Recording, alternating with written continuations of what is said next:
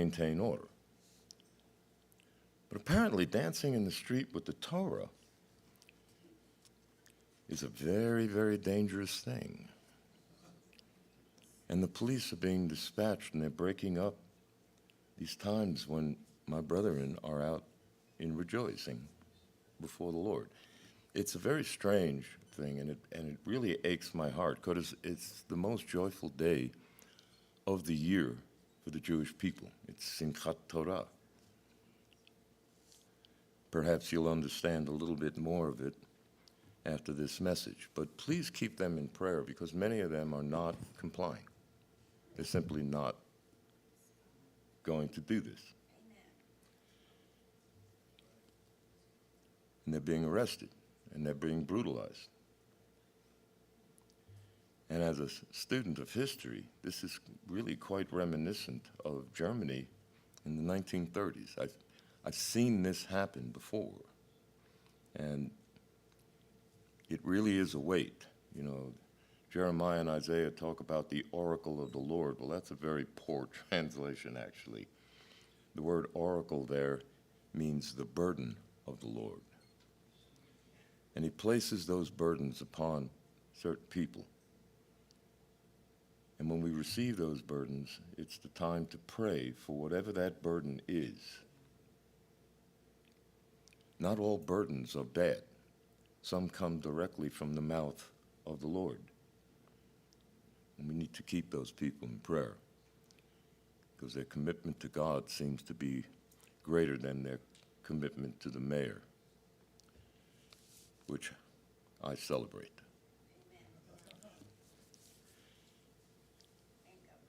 The title of this message is Torah, the Tree of Life. The Torah is not exactly of this world. We have a parchment that we keep in an ark, and you can touch it. But the Torah did not start out as a parchment. It started out as 10 words spoken at Mount Sinai by God. Not exactly of this world. Sinai was a place that two realms collided. They began to mix together, swirl together. And the actual voice of God spoke into this world 10 words. And it forever changed this world. The Torah is ethereal. It is brought to the earth. It was integrated into this physical realm. And it was designed to raise this realm up, to elevate it, to give us an understanding of God Himself. There's a couple of ways the Torah is described, two of my favorite, and they're connected. Mikor Chaim, the fountainhead of life, the very source of life. And Eitz Chaim, we sing it in the liturgy when we close the ark. Eitz Chaim He, tree of life.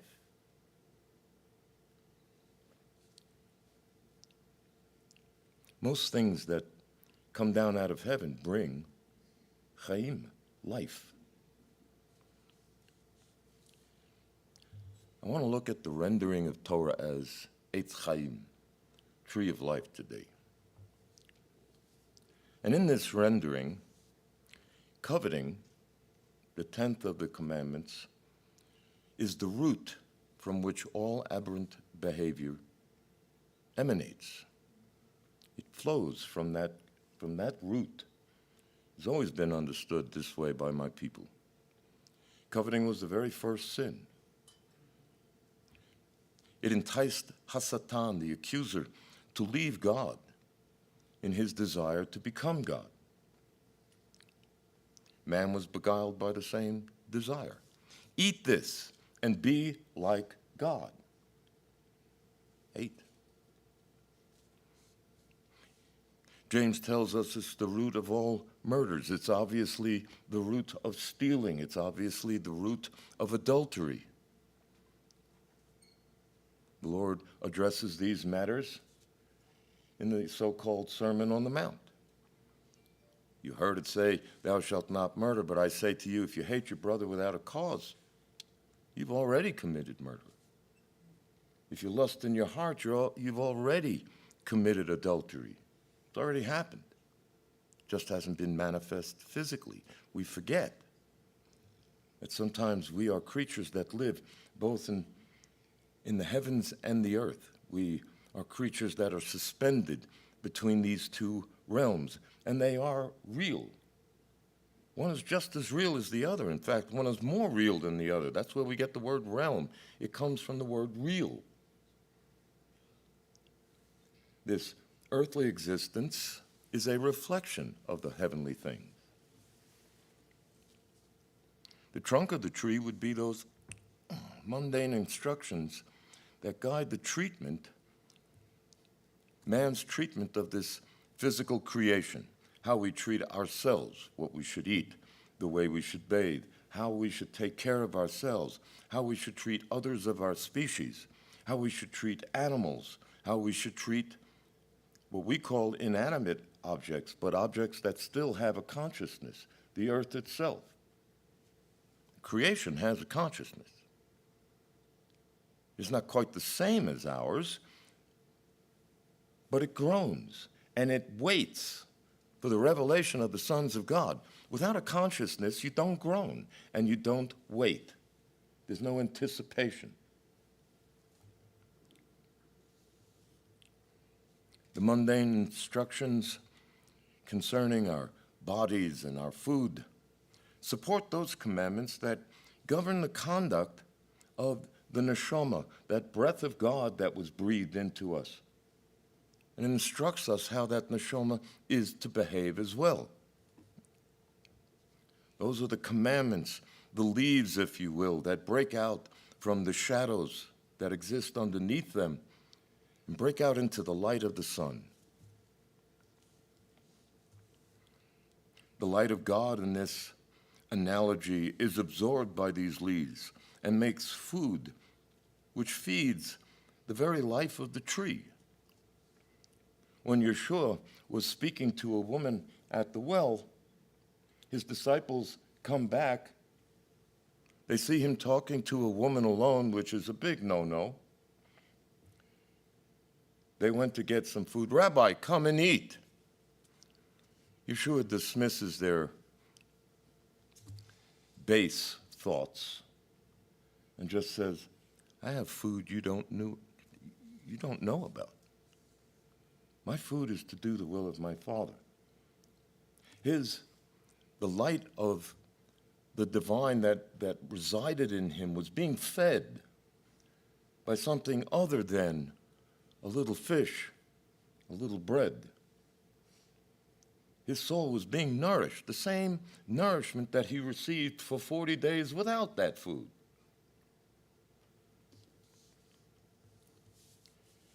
Then there's the commandment for the Shabbat, the fourth commandment. And it's seen as a transition. The Shabbat is rest and peace, and it is a transition from the mundane to the realm of the soul, the spiritual.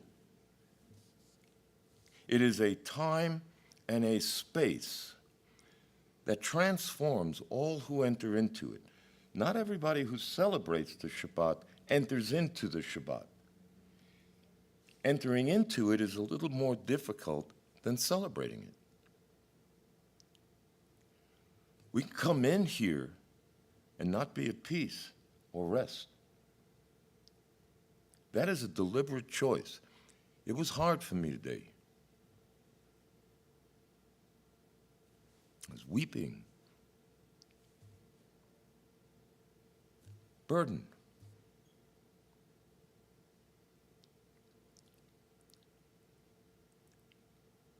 There are days just hard to rejoice. But the command is to rejoice. So somehow you have to, if you're going to be a disciple, you have to be disciplined. So you have to set that aside somehow. And that is for each person to figure out how. There are no instructions that can be given. That is a discipline that your soul must develop, to set those burdens aside and rejoice before God. Paul figured it out and declares, rejoice in all things. Then all of a sudden, the light beatings, the imprisonments, the stonings, they become what? Light affliction. Another day at the office.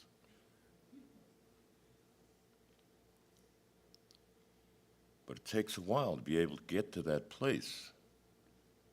And it takes a great deal of discipline. Rest and peace are the two absolutely essential conditions necessary in order to hear the small, still voice, a soul that is in tumult. It just can't rest. Not going to hear that small whisper that walks on the wind.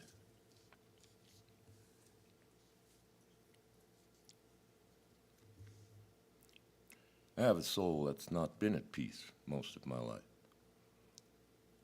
Boy, I've sought to be at peace most of my life. I would not have sought to be at peace if I had already been at peace. Every morning I spend many hours in silence before Mary and the dogs get up. We have a puppy dog, and when that dog gets up, ain't no peace.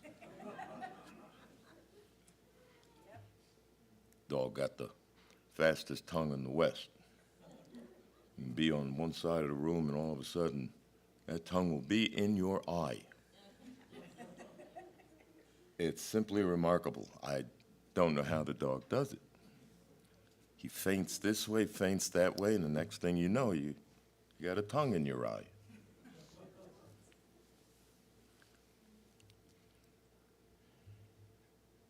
But in that stillness, in that quiet, is the times that I quit this earth.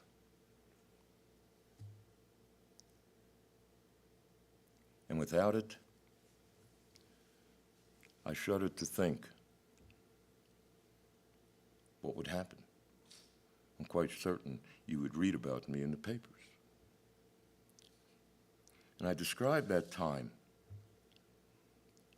I described it in a writing that I produced here many, many, many, many years ago. I sipped the waters of eternity in the early light and saw things that never were, yet always have been.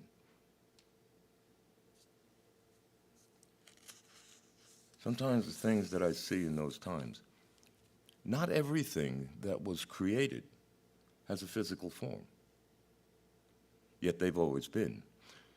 In the theology of my people, everything that was created, is created, and shall be created, was created on the first day and waits to be revealed. That's why you don't read the word bara, create, until the creation of animals, and then man. There's only 3 times the word bara, create, is used in Genesis. On the first day, Bereshis bara Elohim, in the beginning God created the heavens and the earth. And that's understood to mean everything in the heavens and the earth that was, is, and shall be. And then on every single day, he brings forth various objects.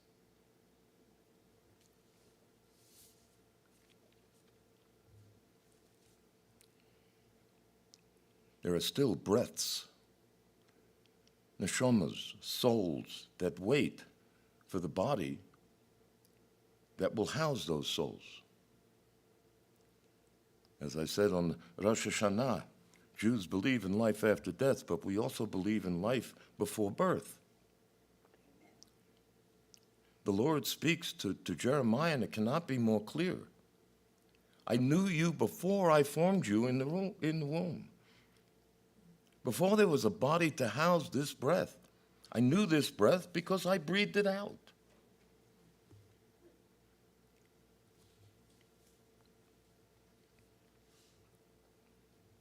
Those breaths wait for each body that they will animate. This rendering of the Torah as a tree of life finds its greatest expression in the tropical rainforests far away from the deserts of Israel. While the roots and the trunk exist in shadows, in dimly lit shadows, the canopies of these lush landscapes are exposed to the light of the sun. And the canopy of the tropical rainforests have an entirely different ecosystem than what exists below. It's utterly different. The dust of the earth that floats on the currents of air accumulate in this thick web of leaves and branches and actually make land that exists above the land of the earth. It's watered by the early and the late rains, and these fertile fields provide a place for seeds that are also carried on those currents to find a place to root, and they grow. And we have extracted many of our medicines from the plants that grow in the canopies of the tropical rainforests. And they were given by God for the healing of the nations. The analogy is really quite accurate. As a young man, the words of David Thoreau resonated deeply in my soul. And when I became a rabbi, there is a single sentence from his thoughts that were put into his mind when he decided to spend a year at his friend's pond, Walden's Pond. And it reflects the journey that I have been on. And he wrote this: "What should we think of the shepherd's life?" And he's talking not about shepherd of sheep, but a pastor. "What should we think of the shepherd's life if his flock wanders to higher pastures than his thoughts? You don't lead from behind. You have to lead from in front. When I would wrangle dudes up in Idaho, I had to spend much time up in the mountains. It wasn't much of a chore. But I had to know where the game was in order to lead them to that place where they could hunt. If I don't know where I'm going, what does Yeshua describe that? Blind leading the blind. What should we think of the shepherd's life if his flock always wanders to higher pastures than his? For as long as I can remember, my life has been a quest to ascend through the shroud of shadows and tangled growth and break out into the light.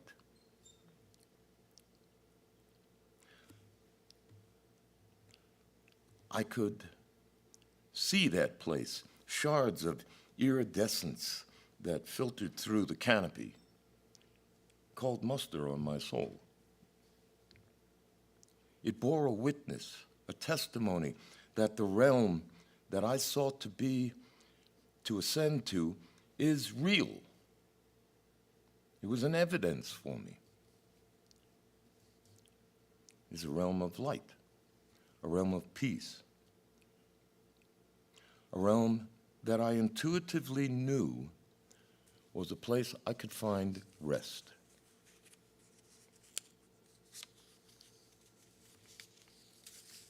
It still calls to me. I've rarely felt content any place on this earth. I'm always looking to move on, to find an entrance to where I wanted to be. Teton Valley, Idaho is the only place I've ever called home on this planet. And that's gone. The Idaho of my youth is gone, doesn't exist anymore. It exists now only in the real and sometimes contrived memories of that place most glorious.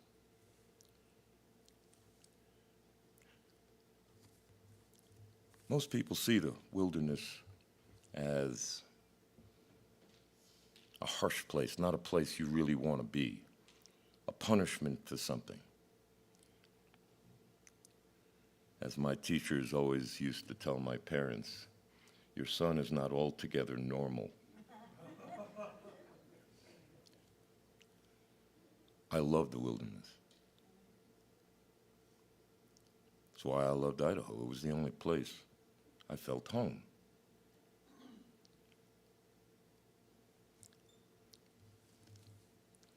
And while I was there, my desire to break into the light was partially realized one day.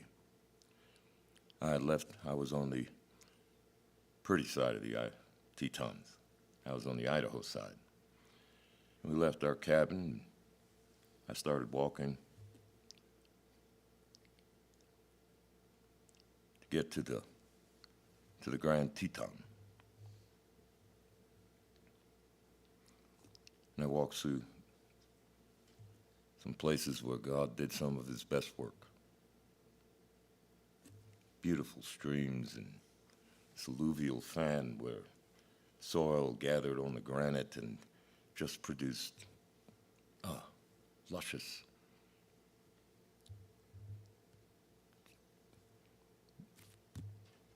beauty beyond description.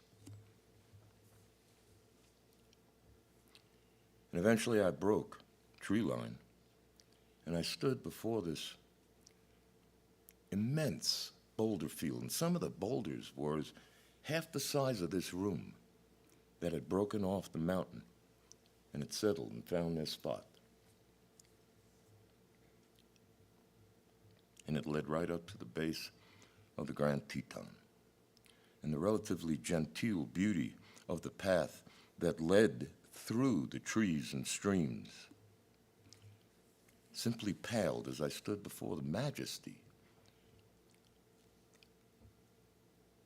of this jagged piece of rock that rose up literally thousands of feet, piercing the clouds themselves.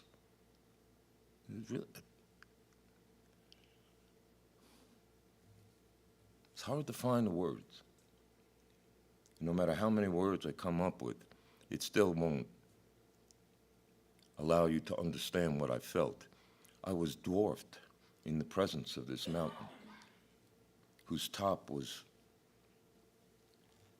shrouded in a cloud. Put my mind to Sinai.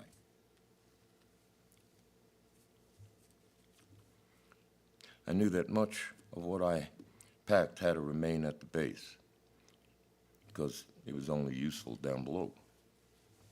It would only become a burden to me, an unnecessary weight that would hinder my ascent to the peak, a peak that reached into the heavens themselves, or so it appeared. My earthly journeys through wilderness have been the greatest tool for schooling, and have taught me the most important lessons of my life, not only here in this reality, but in my quest to behold the face of God. I learned early on that creature comforts are mostly a burden.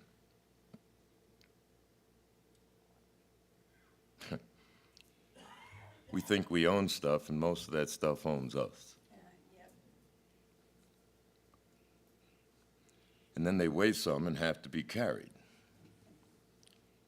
And their blessings diminish in direct proportion to their weight. And this was a lesson I learned Within the very first week of a 3,000-mile walk, that pack got a lot lighter after that first week. It's amazing what you figure out you don't need.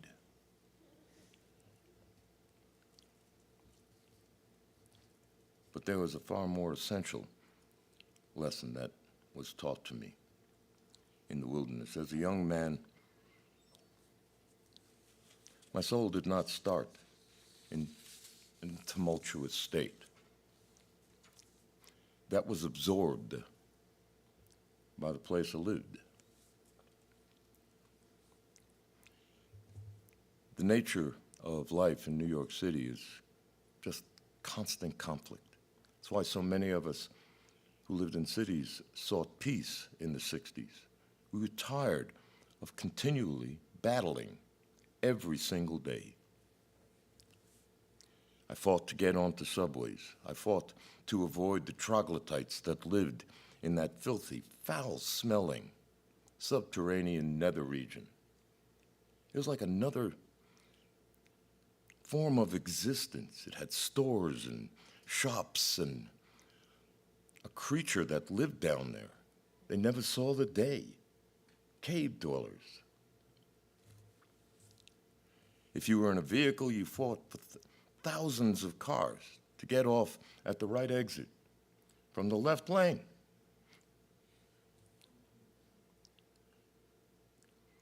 I went to the mountains.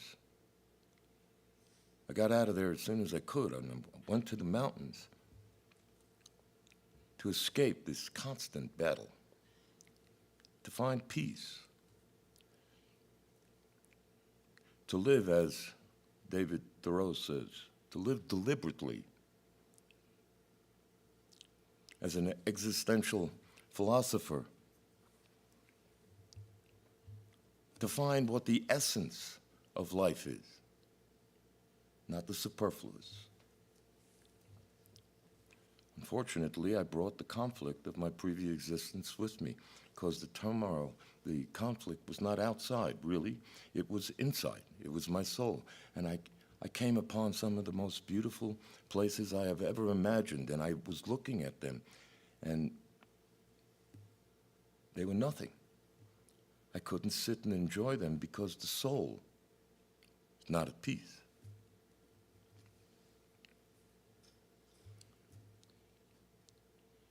And my time in the wilderness was God leaching with the pure, clean water of the Word, leaching all this foulness from me, scrubbing that soul clean.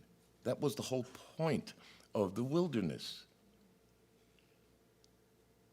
To live deliberately in the presence of God, to be nourished primarily by Him and led by Him. And what I learned was, specifically in the mountains, you can't fight against the mountain. You have to learn to live with the mountain. Can't fight it. No matter your resolve, if you fight it, you'll be dashed upon the rock. The harder you fight it, the weaker you get, and eventually become part of that rock. That mountain was there before you. That mountain will be there after you.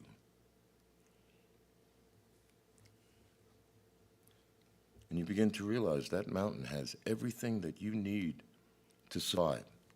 You just have to learn where it is and how to extract it.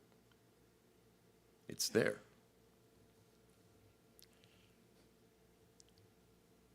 When I became a rabbi, I realized the mountain has a Torah, a set of instructions. That's what Torah means. It doesn't mean law. It means instructions, and the mountain has a set of those. And they must be studied, and they must be implemented if you're going to survive, if you're actually going to reach your destination. And that lesson has served me well, whether I have wandered in mountains or deserts or now the plains. The freedom to wander comes with rules. And those rules must be followed, or you're not going to wander long.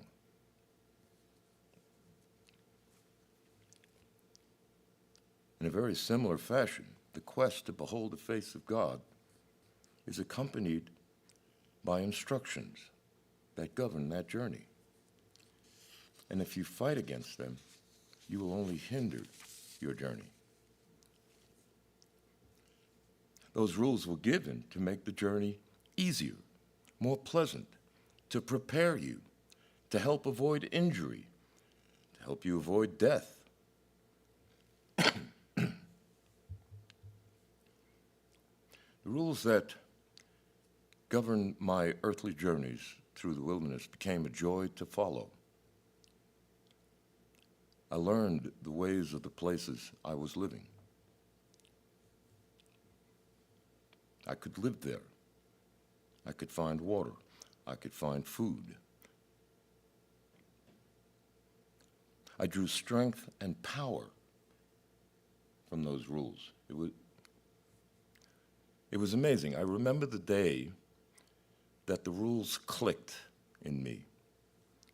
They finally clicked, and I was able to read sign. I could tell what came before me.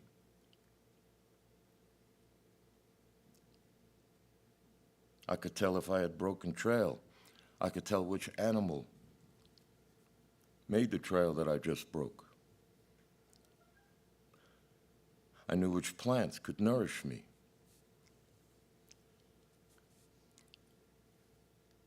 And I knew where to find my favorite plant to make teas, chamomile, which was cleverly disguised as that name would imply. Camouflaged.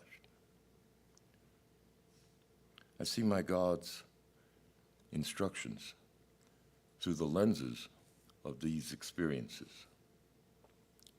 God's Torah, his instructions, are not a burden. They're only a burden if you see them as a burden.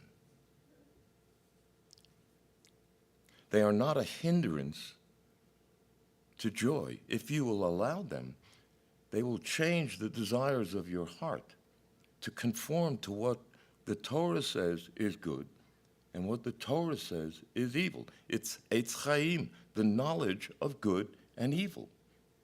And mostly unregenerated, we find evil pleasurable and good intolerable. And Torah immerses that heart in light, which burns off the darkness that desires evil and begins to cause the heart to radiate a light that desires to walk in light. The Torah is light itself, and it illuminates the very path that I have chosen to follow. It instructs me on how to nourish that neshama, that breath of God that resides in me. It is not a burden to get up at 3 or 4 in the morning. It is a delight. I look forward to it. When I wake up, that's when I get up. I don't try to go back to sleep. I don't want to, because I know what awaits me on the other side of that door.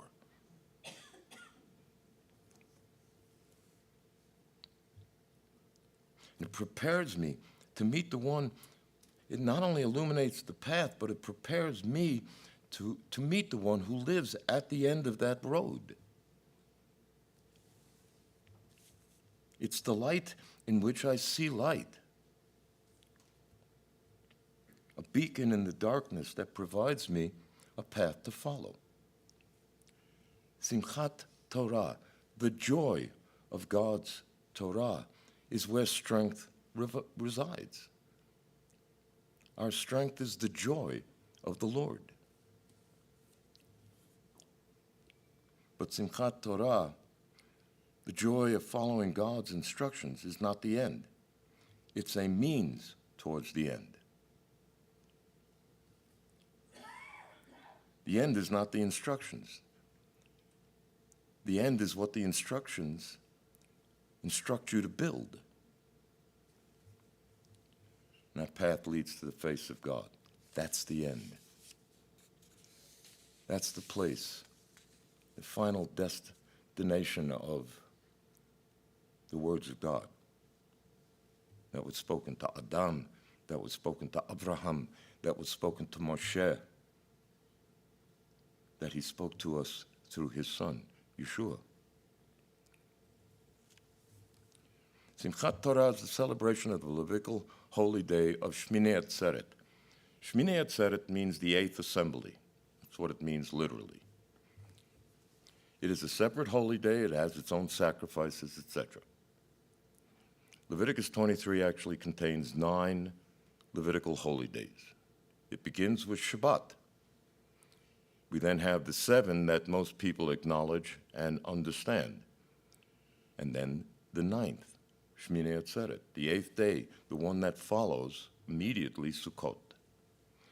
Sukkot, when viewed from a prophetic standpoint, is a time of the 1,000-year reign of the Lord. It's called the Day of the Lord by Zechariah in chapter 14.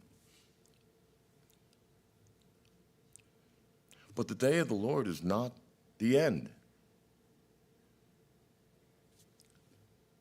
It's not the goal. As much as I long for the return of the Lord, that's not the goal. Prophetically, Sukkot is still in the realm of time. And although it is a time when the spiritual and the mundane swirled together, it is more precisely a time of transition from Olam Hazeh, this world, to Olam Haba, the world to come. The earth is renewed during that period, but this is a period of time. It has a beginning and it has an end. Eternity is a bit longer than that. And it's certainly of a different fabric. What comes after Sukkot, prophetically, the day of the Lord, the 1,000-year kingdom, is beyond anything that we can understand from the similes and the metaphors of the prophets.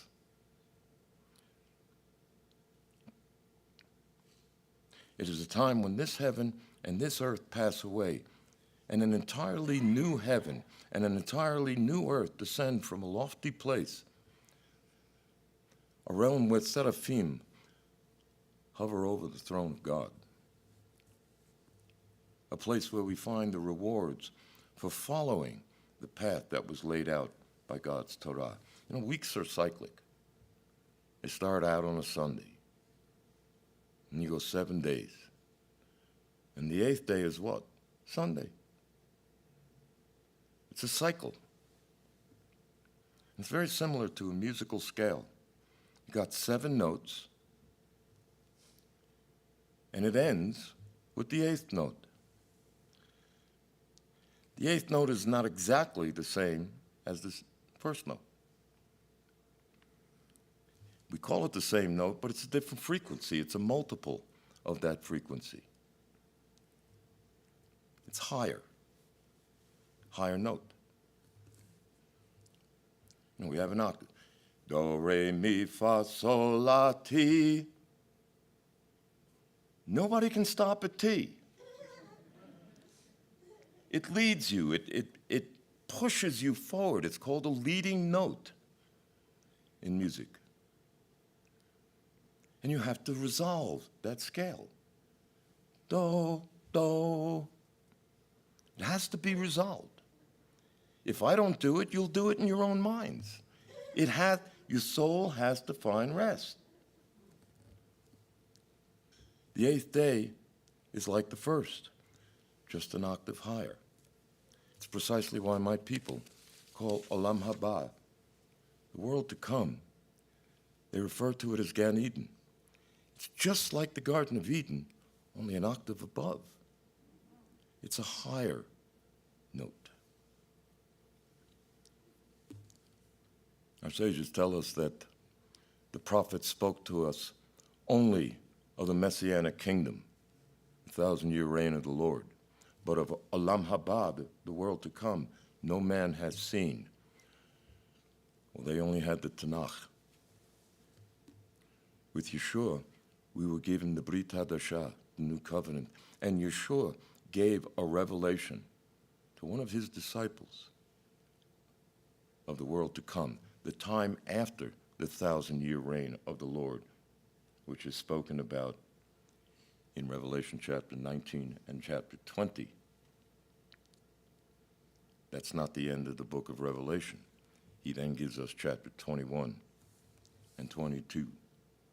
And I want, if you want to, close your eyes and bask in the light of a montage of God's Word.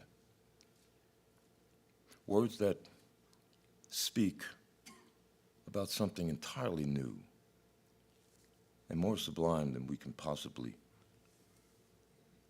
aspire to in our current condition. Then I saw a new heaven and a new earth, for the first heaven and the first earth had passed away, and there was no longer any sea in it. And I saw the holy city, New Jerusalem, coming down out of the heavens from God, made ready as a bride adorned for her husband. And I heard a loud voice from the throne saying, "Behold, the tabernacle, the sukkah of God is amongst men, and he will dwell among them. And they shall be his people, and God himself will be among them. And he will wipe away every tear from their eyes, and there will no longer be any death, and there will no longer be any mourning, or crying, or pain. First things, they have passed." And he who sits on the throne said, "Behold, I am making all things new." And he said, "Write, for these words are faithful and true." And then he said to me, "It is done.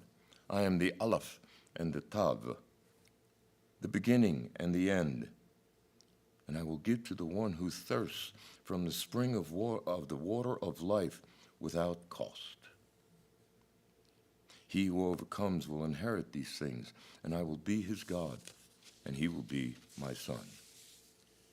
And he carried me away in the Spirit to a great and high mountain, and he showed me the holy city, Jerusalem, coming down out of the heaven from God, having the glory of God. And he showed me a river of life, clear as crystal, coming from the throne of God, and the Lamb in the middle of the street. And on either side of the river was the tree of life, bearing 12 kinds of fruit, yielding its fruit every month, and the leaves of the trees were for the healing of the nations. And there will no longer be any curse. And the throne of God and of the Lamb will be in it, and his bondservants will serve him. And they will see his face, and his name will be upon their foreheads. The day we celebrate today is the day this world ends. And with one step, in the passing of a single moment, we leave time and enter into eternity. And it is the day we behold the face of the Eternal One. There is a fountain that flows from the throne of God and brings eternal life to all it touches. We are always but a single moment from our meeting God, be it from lakach, the catching away of God's people, or by death. Either way. And if we're following the ancient and the good path, it matters little when that moment comes.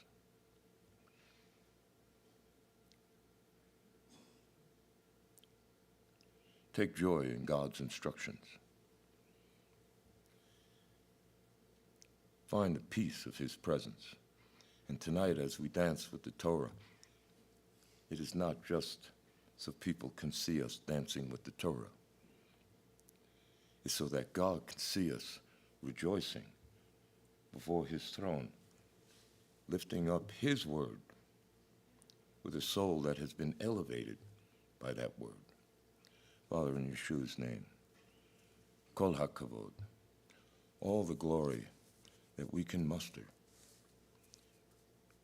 is lifted up for your name. You did not abandon us.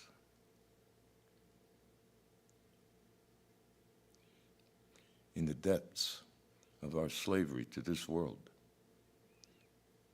you brought us out and brought us to a place. You didn't just free us. That would have been dayenu, it would have been sufficient. But you brought us to a place and you gave us your word. And even when we ignored your word, you did not abandon us, but you sent your Son to speak into our ears the words that our souls long to hear. For all eternity we shall praise you and glorify your name, for it truly is above all others. We thank you for your mercies and your grace, Lord.